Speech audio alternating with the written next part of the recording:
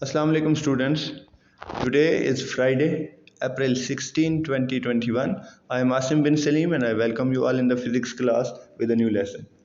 So students, in previous lecture, we studied about length measuring instruments. What were these? The first one was meter rule. The next one was measuring tape. Then we studied two other instruments that were used in laboratories to measure smaller lengths. What was that? The vernier caliper and the screw gauge. Okay. So we have greatly discussed, and inshallah we will do them in the form of practical to have better insight of these concepts and the knowledge about how to use these instruments. So today we are going to discuss some mass measuring instruments. Okay, previously we were discussing length measuring instrument. So today we are discussing a new physical quantity, that is mass. So mass को measure करने के लिए कौन कौन से instruments use होते हैं? We are going to discuss them. Okay, तो कहते हैं pots were used to measure grain in various parts of the world in the ancient times. However, balances were also in use by Greeks and Romans. Beam balances, such as shown in figure, are still in use at many places. In a beam balance, the unknown mass is placed in one pan. It is balanced by putting known masses in the other pan. Today, people use many types of mechanical and electronic balances. You might have seen electronic balances in sweet and grocery shops. These are more precise uh, than beam balances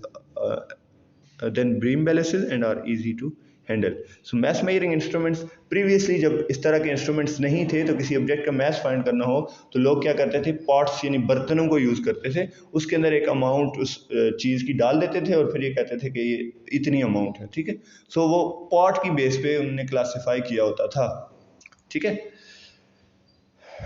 सो वो just एक assumption थी, we were not accurate. सो जितना हम electronics की तरफ जाते हैं, electronic objects को देखते हैं, इलेक्ट्रॉनिक डिवाइसेस को देखते हैं, सो इलेक्ट्रॉनिक डिवाइसेस क्या कर रही हैं, जितना हम डिजिटल चीज़ों को देखते हैं तो वो प्रिसाइज यानी इंप्रूव कर रही हैं. अगर आप एनालॉग वॉच के ऊपर, जो आपकी रिस्ट वॉचेज होती हैं, इनके ऊपर अगर आप टाइम देखें तो it would be difficult to exactly count what is the time.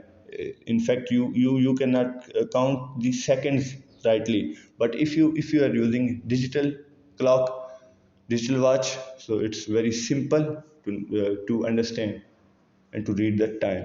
Okay, so इसी तरह जो इलेक्ट्रॉनिक डिवाइसेस जितनी भी डेवलप हो रही हैं उसके नतीजे में क्या हो रहा है, हम एक्यूरेसी और प्रिसीजन को इम्प्रूव कर रहे हैं. सो एक्यूरेसी और प्रिसीजन क्या चीज़ होती है? एक्यूरेसी ये होती है कि फॉर एग्जांपल जो एक स्टैंडर्ड, फॉर एग्जांपल रूम का जो टेम्परेचर होना चाहिए वो 25 डिग्री सेंटीग्रेड होना चाहिए और आपने मेजर किया 24.5. सो आपकी जो मेजरमेंट और ओरिजिनल वैल्यू जो स्टैंडर्ड है उसमें कितना डिफरेंस है, ठीक है, वो कितने एक दूसरे के क्लोज हैं, that closeness is known as accuracy. ठीक है, यानी वो एक्यूरेट कितना है आपका रिजल्ट, क्योंकि पहले आपने एक स्टैंडर्ड मेजर किया हुआ है, तो स्टैंडर्ड के अगेंस्ट अपना मेजर रिजल्ट कंपेयर करना इज नाउन एज एक्यूरेसी. और प्रिसीजन क्या चीज़ होती है कि आपने जो 3-4 रीडिंग्स ली हैं, 3-4 मेजरमेंट्स, एक ही चीज़ को 3-4 दफ़ा रिपीट किया, तो उनमें आपस में कितनी क्लोजनेस है, that is known as precision. Okay, so accuracy और प्रिसीजन को हम इम्प्रूव करते हैं using advanced technologies, advanced instruments. ठीक है, so it was beam balance. Beam balance में क्या होता था, 2 पेन्स होते थे, एक के अंदर आप नाउन वेट डालते थे और दूसरे के अंदर अननाउन. सो अननाउन को प्लेस करने के बाद हम नाउन वेट्स डालते जाते थे अनलेस के वो जब तक बैलेंस हो जाए. जब बैलेंस हो जाए तो हम जो नाउन वेट होता था उसको काउंट कर लेते थे, हम कहते थे कि इस बॉडी का मास इतना है. नेक्स्ट है जी फिजिकल बैलेंस, जो इस वक्त लेबॉर्ट्रीज के अंदर यूज़ हो रहा है, दैट इज़ फिजिकल बैलेंस. तो फिजिकल बैलेंस क्या होता है, एक कंट्रोल्ड इन्वायरमेंट के अंदर होता है, इसमें एयर का इफेक्ट नहीं आता. अगर आप इस बीम बैलेंस को देखें तो इसमें एयर अगर चल रही है तो वो क्या करेगी, वो आपके ऑब्जेक्ट को, आपकी इस पेन को या इस बैलेंस को बैलेंस नहीं होने देगी. ठीक है, स्टेट ऑफ इक्विलिब्रियम में नहीं जाने देगी.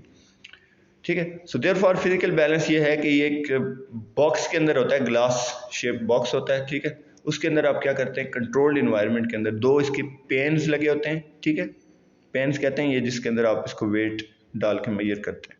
ठीक है, अच्छा, फिर इसको हम डिस्कस कर लेते हैं क्या जी. Physical balance is used in laboratory to measure the mass of various objects by comparison. It consist of beam जैसे ऊपर हमने बीम बैलेंस देखा है, जस्ट लाइक इट दोनों सेम है, बट इसमें क्या है कि इसमें एक स्केल नीचे लगा हुआ है और पॉइंटर जो है वो स्केल के ऊपर पॉइंट कर रहा है। सो डिजिटल जब आप चीज़ के ऊपर जाओगे तो रिकग्नाइज करना आसान होगा, जबकि आप बीम बैलेंस के अंदर देखो तो जस्ट हमें वो एक सेंटर पॉइंट के अराउंड उसको बैलेंस करना था, कोई स्केल एज सच गिवन नहीं था। तो ये फिजिकल बैलेंस आपको मोर प्रिसाइज आपके पास रिजल्ट की तरफ लेके जा रहा है, ठीक है।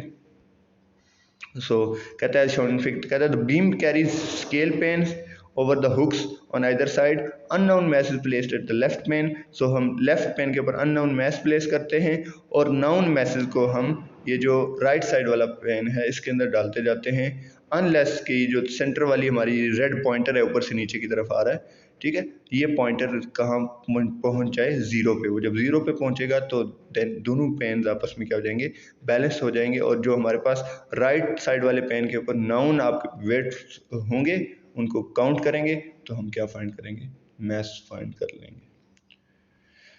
ओके, सो इंशाल्लाह we will discuss them in detail during our physical classes.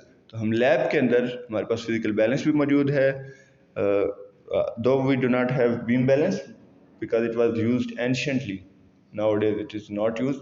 we have spring balance and other electronic balance as well, so we will discuss them and we'll try to understand them as well। okay, so what is next? So next is lever balance। so lever balance क्या होता है, ये previously जो आपके पास general stores, आजकल तो सब stores के अंदर इलेक्ट्रॉनिक बैलेंसेस आ गए, लेकिन इलेक्ट्रॉनिक बैलेंस आने से पहले जो मोस्ट एडवांस या मोस्ट प्रिसाइज बैलेंस यूज़ होता था वो था ये लीवर बैलेंस। तो इसमें भी स्केल नीचे यूज़ होता था, तो इसको स्टडी कर लेते हैं क्या होता है। कहता है lever balance shown in figure consist of a system of levers. ठीक है, लीवर क्या होता है, एक लॉन्ग रॉड समझे आप, ठीक है, तो लीवर्स पे बेस्ड हो। अच्छा, कहता है when lever is lifted placing the object in one pen and standard masses on the other pen, the pointer of the lever system moves। the pointer is brought to zero by varying standard masses। तो एक तरफ for example उसने Apple place किया और दूसरी तरफ standard message, ठीक है, मैसेज के आपके पास ब्लॉक्स बने होंगे, उस पर लिखा होगा इतना मैस है, ठीक है। तो ये लैब के अंदर इंशाल्लाह हम प्रैक्टिकल करके स्टडी करेंगे इसको कि किसी ऑब्जेक्ट का अगर मैस फाइंड करना हो तो वो कैसे फाइंड किया जा सकता है। Okay, so moving on, electronic balance. So electronic balance आपने ग्रोसरी स्टोर्स के अंदर देखे होंगे आजकल, जो यहाँ पे या हर एक स्टोर के अंदर किसी भी आप कोई भी चीज़ लेने जाएं जिसका मैस में मेजर किया जाता है, तो वो आपको इलेक्ट्रॉनिक बैलेंस के ऊपर उसको प्लेस करेगा और एग्जैक्ट आपका उसका मैस कैलकुलेट करके दे देगा, ठीक है, और उसके अगेंस्ट आपको मनी चार्ज करता है वो। So electronic balance such as shown in figure 1.16 come in various ranges, milligrams ranges, gram ranges and kilogram ranges। before measuring the mass of a body it is switched on and its reading is set to zero। तो सबसे पहला काम क्या होता है कि हम इसको ऑन करते हैं, ऑन करके इसकी रीडिंग को जीरो पे सेट कर लेते हैं, ताकि जब हम ऑब्जेक्ट प्लेस करें तो उसका वेट जीरो से ऊपर स्टार्ट हो और वो एग्जैक्ट आपको मेजरमेंट दे। The reading on the balance gives you the mass of the body placed over it. So आपके ख्याल में कौन सा हमारे पास मोस्ट एक्यूरेट या प्रिसाइज बैलेंस होगा, जो इतने हमने पढ़ लिए, कौन कौन सा पढ़ा, लीवर बैलेंस, फिजिकल बैलेंस, उसके बाद beam balance and the last one is electronic balance.